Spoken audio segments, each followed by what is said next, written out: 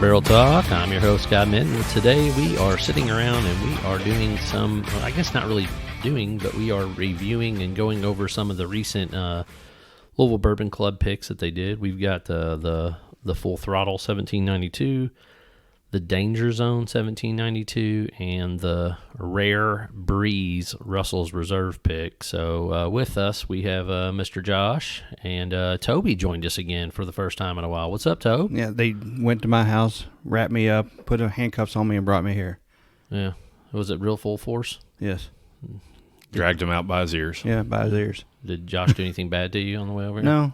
Well, He was gentle. he was gentle. So, Scott, you said we're doing some tastings today, but I'd really call it more like enjoying some tastings today. Yeah, listen, I like the way you think. I like to enjoy my tastings as well. So we started out, we just poured this one, so we'll kind of go through these. The first one we tried is it's going to be the 1792, the Full Throttle, which was I can't remember if this came from Cox's or what liquor store it came from, but we picked them up the same day. They were from two different stores that the LBC had kind of helped go through these picks. So what's your first initial thought on this one? It's got a really just calm nose to it. I mean, you don't get a high alcohol burn or anything when you nose the glass. So, Yep. You know the Knopf always has a different nose, when he gets in there. the Knopf's nose. The Knopf nose. That's right. But, So, yeah. But he can get there and actually touch it with his nose with one of these carrying. I know, he does. He just gets down in there all nose deep, Wow. So I just took a drink, and that thing, I mean, it really hits the tip of your tongue. Does it? And it tingles everything up in that mouth burn. But it's got a really clean finish to it. Not a long finish, but quite a bit of flavor in it. But that first initial tongue burn, and it could just be it's the first drink of the day. So I bet you that's a lot to do with it, too. But, yeah, it definitely has that initial burn. But like you said, I actually get a little bit longer finish than I think you mentioned. Yeah, it's all over the tongue, though. It's got a little bit of heat up front, especially for 120. It actually drinks more like a 120. what is the proof on this? I think all 1792 full proofs, if I remember correctly, are 120. Actually, they're 125. So Hot. So they are a little hot. Close enough. But yeah, I mean, I get the burn up front, but you're right. The finish, I mean, it's not long, but it's definitely kind of that Kentucky hug warm where it gets down in kind of the bottom part of your throat, not quite into your chest. But man, I tell you what, this is it's got a lot of really neat sugar flavors to it. Yeah, when you nose it and you get that real light nose feel or smell, you don't think it's going to have that much flavor, but it has quite a bit of flavor, and it's just still hanging on. After just a sip, it's still hanging on for a little bit for me. Yeah. You're right, Toby. I just took a second drink there, and it is a much longer finish than I remembered. Yeah. It gets you just burning right in the esophagus there. I swished mine a little bit, and it's on the inside of my lips. And Would you say it's very viscousy? you could say that, but I wouldn't because I don't use that word. That's Toby's favorite word. It's definitely viscousy. It does have some nice buttery tendencies to it. It's got a very You're trying to find heavy, every word you can use but viscousy. heavy and thick. What are your thoughts, Scott? Let's do it. I think this is a really good pour. I tell you, it's like I said, it's mainly the sugary notes though, like that I'm getting at. I'm getting like your caramel and your. Is it caramel or caramel? I don't give a shit what you say, whether it's caramel or caramel. What is it with you and Matt? And always making fun of the fact that I say caramel and you all say caramel. I mean, is it? I think there's a second A in there. I don't care if it's got 5 A's in it. I just say caramel. That's what I say. I say caramel too. Let's see. Toby says caramel. All right. You're outnumbered today, buddy. I am. Let's phone a friend. Call Matt. Call Matt. He won't answer. He's on bitch watch right now. His wife wouldn't let him come over and play with us today. Toby, what do you think, man? Because I haven't been around you drinking bourbon now for 6 months because of all this random COVID crap. Yeah, I like it a lot. Actually, it does have that initial mouth burn, but about 3 seconds after that, all you're getting is intense flavor, and you just get that flavor that just keeps on going. It just hangs on for a little bit. So I do enjoy it. I got a question. I know that you guys have had a lot of the LBC picks, so we're going to go through several of them today. Do they typically have a profile that they tend to like more than others, or is it usually pretty unique and different on each individual pick? So I will say, just based off my personal opinion, and I've actually not drank with either Jason or Matt, so I've only drank with Andrew a couple of times. I feel like Andrew does like kind of those heavy sugar notes. Like I feel like he kind of likes those caramels and brown sugar notes when he's drinking things. But that's just me guessing. I've actually never asked Andrew exactly what he likes, as far as taste and flavor notes and things to that nature. So that would be just my initial indication is what he likes there as far as that goes. So this next one we're passing around is going to be the other 1792, the Danger Zone, which, by the way, I love both of these stickers. I mean, whoever tatered the shit out of these they did an excellent job. For one, who doesn't like, Dale Earnhardt? In the Damn I'm Good shirt, after he won the Daytona 500. And then, Archer's just a classic, cartoon, I guess, for folks that are in that, I guess our age group, they really enjoyed anybody that's above kind of 30. Yeah, I picked up a bottle of the Full Throttle for my father-in-law because I know that he's a huge Dale Earnhardt fan. But I'm like, I'm trying to get him to open it. He won't open it. He was like, no. He goes, it looks good, too good. I'm like, no, you got to open it. And he still hasn't opened it yet. Shit, when Ozzy lets me come over, I'll just take mine, and then that way he can try some of ours. There you go. So I will say, I believe this is my first time drinking 1792 Full Proof. I don't think I'd ever tried it before. I've got a bottle sitting in my bourbon bunker, but just never been opened. It's not something that's enticed me, but it is a pretty darn good pour. It is. It definitely is probably of the Barton family. I will say I probably prefer the 1792s, especially the full proof more so than the single barrel or the small batch. And the Barton family is owned by Sazerac, is that right? I don't think so. I think Barton is its own division, but you might be right. It could be owned by Sazerac. I think when I go and look at Liquor Barn, every time I stop by the one out on Hurstbourne, I think they have a big Sazerac, a lineup of Sazerac bourbons. This shows up in there, and it was surprising. I just can't recall. I thought it was one of them. I can't either.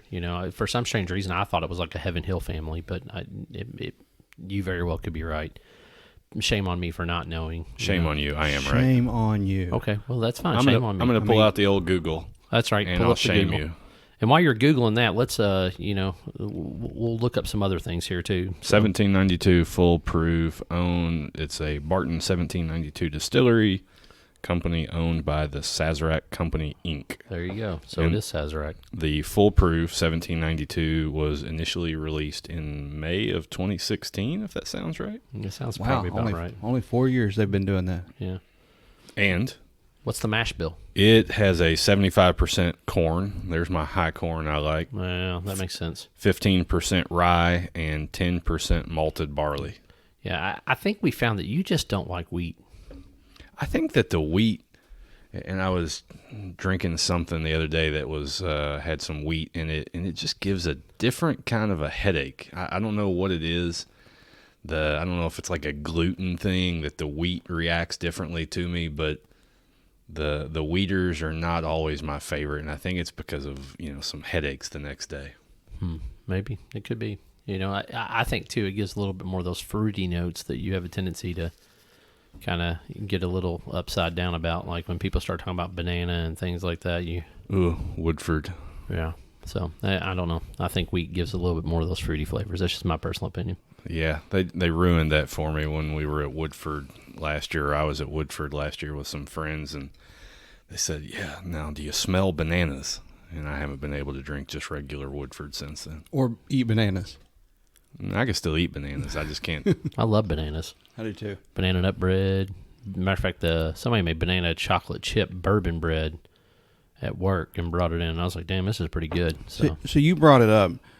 I think that every single thing that I've ever had where they've mixed bourbon in with it, no matter what they've made, pies, cakes, cookies, candy, whatever, ice cream, it's all better. Every single thing that I've had with bourbon is better than without. That's just 'cause we're fat and we like bourbon. Maybe. I don't know. So now we're on to the second 1792 pick. So what's your initial thought process on this one? I know that you took a sip before anybody else, Josh. I'm going to let you lead while I'm drinking. It's got the same long finish, very similar tasting notes, but you all may have just got some banana in my head on this one. I'm tasting something that's just a little different in it, maybe a little after it's a long finish afterwards, lots of flavor in it, and maybe even something that is a little fruity, but All right. could just be that you said bananas, and now So I'm the thinking nose bananas. on this one, though, is hot. Like, it's a hotter, more intense nose. You Like, I really like the nose on this one. You definitely get the alcohol in the nose of this one. I think the other one's definitely a lighter nose. But this one, I think, has a more flavorful taste. But to me, it didn't have quite as long a finish. Interesting. Yeah, I agree with Toby on this one. I don't think the finish is quite as long, but it's got a lot more to offer. Like, I do get some fruit notes in there, and to me, it's almost like a tropical fruit, not necessarily a banana, but maybe, I don't know. It's a weird, like maybe like a mango almost, like something like that, or star fruit, like just something just a little different. He pulled out star fruit. I don't. Have you ever had a star fruit in your I life? couldn't even tell you what a star fruit tastes like. All I could do is tell you it looks like a star. I couldn't tell you what it looked like. I'm assuming it looks like a star. Well, when you look at it, it doesn't look like a star, but when you cut it, and cut it into slices, then it looks like a star. When you look at it, it just looks like this weird, jaggedy looking This one, pretty thing. So this one doesn't have quite the tongue complexity here. It's not. It's not hot up front. It's yes. not all over the tongue, just popping little taste buds there. But I don't know. It's good. It's good. It's definitely good. But it does not have the same mouth burn up front, and it doesn't have the same long finish that the other one had. So that's just my personal opinion on this one. I'm still just trying to get it. I'm trying to get that nose. Like Now I'm getting some leather and like some other things in there, but like I don't know. This one's much more complex to me. Like I don't know. The fruit notes are interesting to me on this one. when we went to New Riff and was talking, is Jay Ersman, is that what's the name? Yeah, Jay Ersman. Yep. He was talking about how putting a little bit of water in there is something that they actually they build their bourbons around actually doing that. They want you to put a little bit of water in there.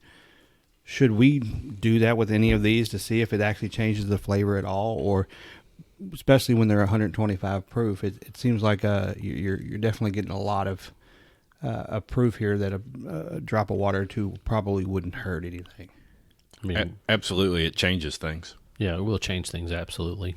We can try that. We can go back through like a little small second round if you want, and put a drop or two of water in each one of them and go from there. Because what I'm thinking though is when you have something 125 proof, the reason that you do full proof or batch proof is so that if you want to add a little bit of water to it to get to the flavor and the proof that you like.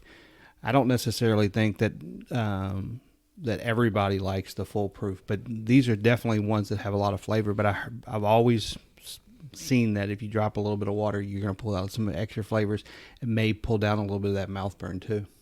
Probably so. No, I would agree 100% on that. It's going to bring down the mouth. Yeah, let's go straight to that Russell's Reserve, the rare We probably breeze. should have started with this one first because the rare breeze is only 110 and the other ones are that 125 marker. But It'll just let me remember how much I love Russell's that I haven't had now for about 6 months. you really not had it in 6 months? I don't think Shit, I got a little carried away there when I was talking to you. I don't think I've opened a bottle now for quite some time. I've just been drinking Old Forester all summer, Getting that old foe. and so this is a little hotter than the Old Foe. Old foe fanboy. I will say I can't wait for them to open back up. I'm darn disappointed and sad that I did not get a birthday bourbon this year, though. I tried real hard. Do we know? I keep seeing a little tidbit here or there about the 150th. So that's supposed to be released anytime now. I actually was emailing Tyler because I think the rumor is they're going to open back up October 1st, which means we would be able to go in and kind of have a chat with them at that point through the barrel pick process and kind of talk that a little bit more in depth with Old Forester then. But So very similar nose, but definitely you can tell it's not as hot. So now, what is the mash bill of the Russells compared to the 1792? Is it similar? I'm glad you asked. It is similar.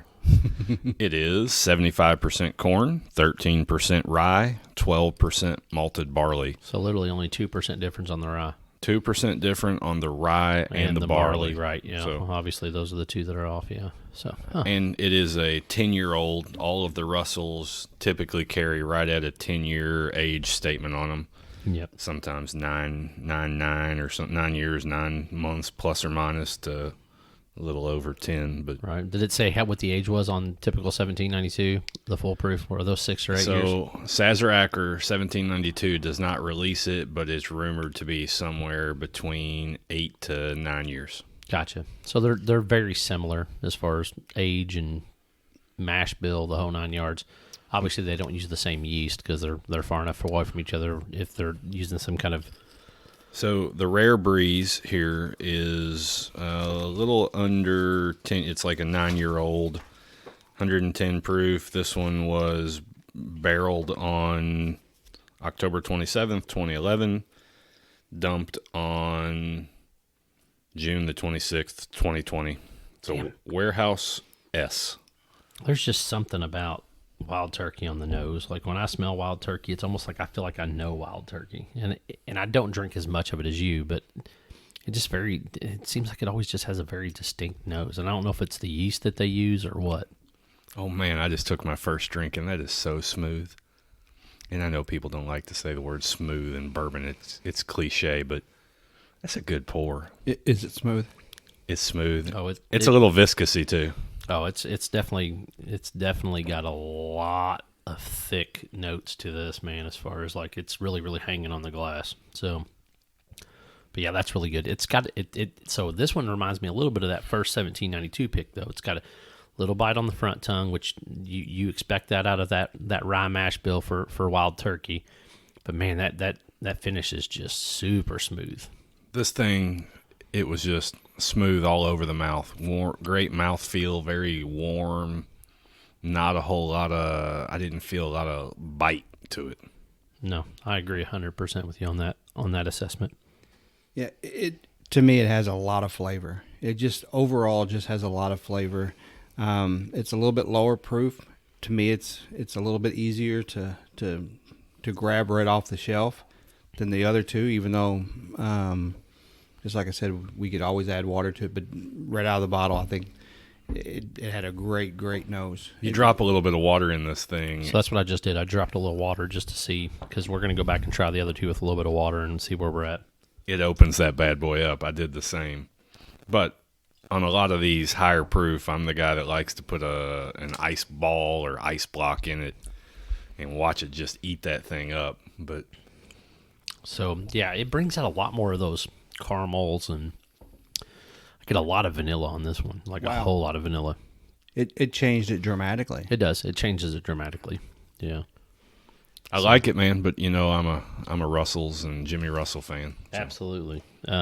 Yeah, Jimmy and Eddie, they do a phenomenal job there, and the brand that they've built since they've been running things there is just unbelievably awesome.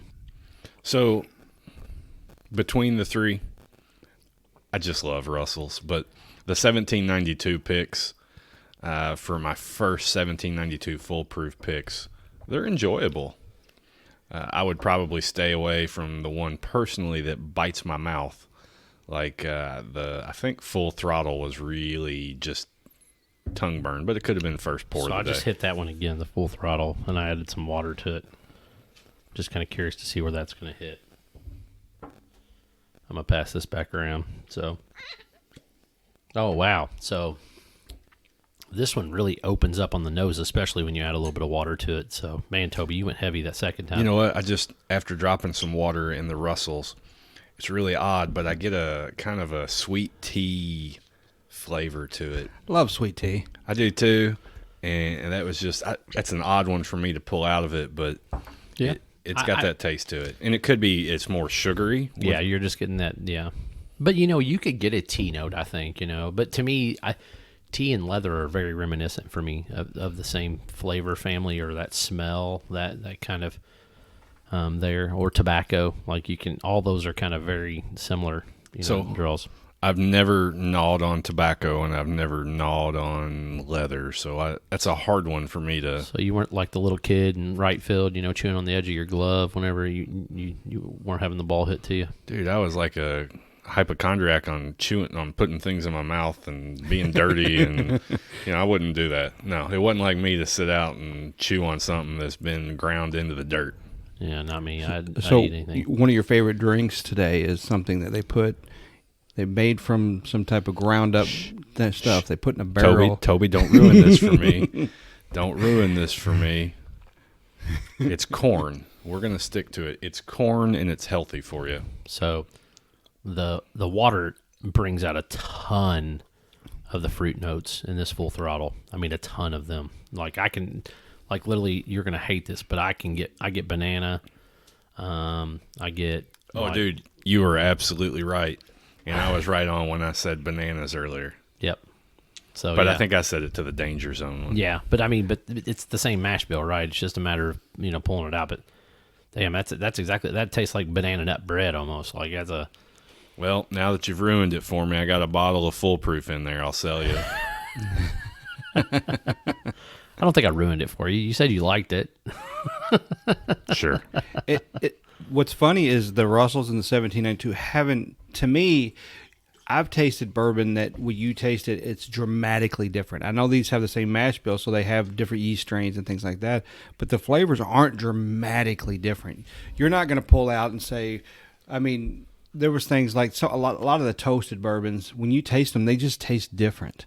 Some of the younger things, they just taste different. And that's what I was kind of curious about with everything that we're trying, how much of a difference it would really make. And I'm kind of curious about this danger zone too. So that's what Scott and Josh are pouring now is that danger zone. So you all are more into racing than I am. What is the danger zone, and what is this? What's the label mean? So the danger zone is Archer. So I think they're just being a play on the Top Gun, like you're in the danger zone, like Highway to the Danger Zone. Yeah, Okay. So and the Full Throttle is a play on racing, right? Yeah, absolutely. So that's just the old. Probably what happened was somebody was probably drinking that and they said, "Damn, that's good." Kind of like "Damn, I'm good," which was where they got the old Dale Earnhardt there on the sticker. That would be my guess. Haven't asked the fellas, but that's what I would guess. See, the one thing that I see a lot of people doing is they get those bourbon cubes or the little freeze cubes that you can put in the freezer to chill your bourbon, but it doesn't necessarily water it down. To me, I think getting an ice ball or something like that chills it down actually brings out the flavors like we're doing right now with the water. No, I agree. I'm 100% with you. Like I prefer my bourbon neat, but I do like trying bourbon with a little bit of water periodically just to see what flavors do open up when you do drink it. I didn't feel like the danger zone opened up quite as much as Full Throttle did for some odd reason. Could just be me. I'm getting a lot of licorice now when I put the water in the danger zone. Like that black licorice type of. I hope that we'll sit down with the LBC guys at some point and just kind of find out, try to ask what they look for when they're out picking a barrel. What is, because you're always going to have probably a different group. You probably won't have the same 5 to 8 guys at every pick, but what's priority to them? What are they looking for in a barrel strength bourbon when they're picking it? And who gets to make the ultimate call? So for me, I'm kind of like Josh. I think I'm a Russell's guy just through and through as far as wild turkey goes. But I tell you, when drinking these 1792 picks, it's really weird. I liked one of them with water more, and then I liked the other one more when it didn't have water. So it's just kind of a weird, I just felt the same cachet. way, and maybe that's what a better way to put my comment about opening it up with water. The Full Throttle opened up more and had a better flavor to me with water. The Danger Zone I thought was better, just neat. Yeah, I think I'm in the exact same place as you are as far as like the flavors and how they tasted differently after, doing a little bit of water. But there's just something still about that turkey. I just got to love some wild turkey. Well, we are getting close to Thanksgiving. I think we're about 2 months away here. So then you're going to do another wild turkey special like you did last year. Another talk turkey. Yeah. We'll have to see if we can recreate it with Dean, but yeah, we can talk turkey. Yeah. You mean David? I mean Dean. Yeah, we'll have to talk turkey part 2. So really, I know I've screwed this up really bad. His name really is Dean, right?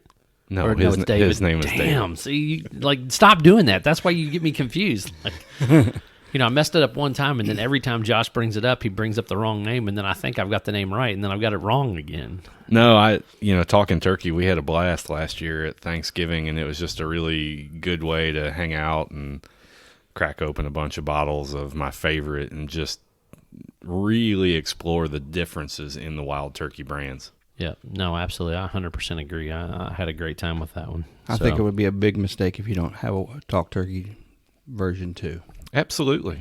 We'll see if we can get Aaron involved. Maybe we should do it at Bourbon Camp. Hey, you know what we should do is we should try to get on a pick at Russell's at Wild Turkey before Thanksgiving. Good luck with that. I got to find somebody. Matt's got to know a guy.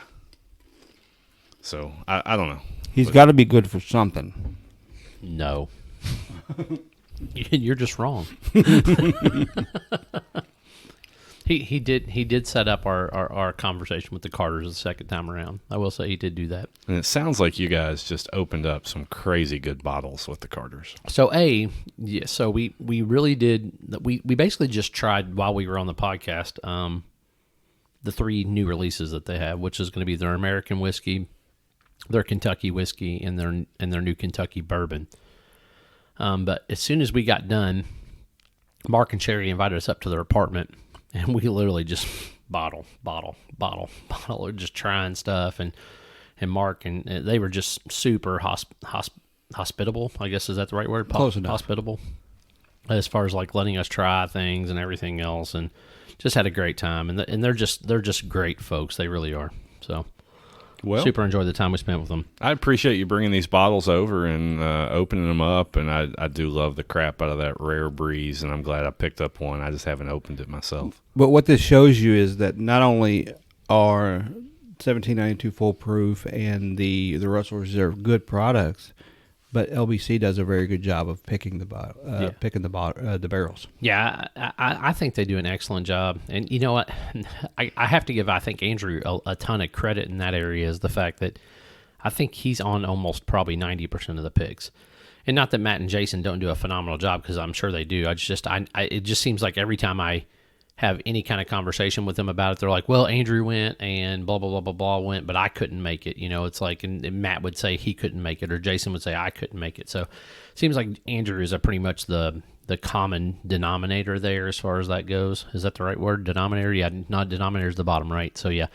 The denominator stays the same. Right. The denominator always stays the same. That's right. That's what I meant to say. I was in the right neighborhood there. My wife's a math teacher. I should really have that down. But anyway, I think that's the common thread that kind of holds a lot of those LBC picks together. So kudos to you, gentlemen.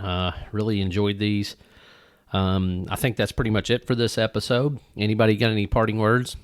No, I just appreciate you having me back, man. Hey, no problem. Rare Breeze was really good. The Rare Breeze was really good, but we know you're, outside of being OPFO fanboy, you are also WT fanboy. Well, we're getting ready to get into the cold winter months here as we approach October, November, and it's time to talk turkey. It's almost October. That's right. It is almost October. Wow. Yep.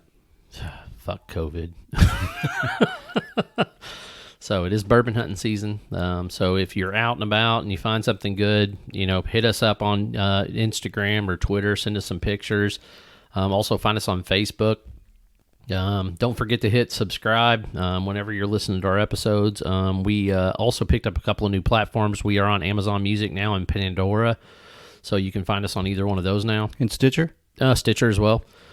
So outside of our normal ones, if you want to look for a different platform to listen to us other than iTunes or Google, you're more than welcome to find us there now. So this is Sky Mitten, Josh Hillman, and Mr. Toby Hatfield signing off.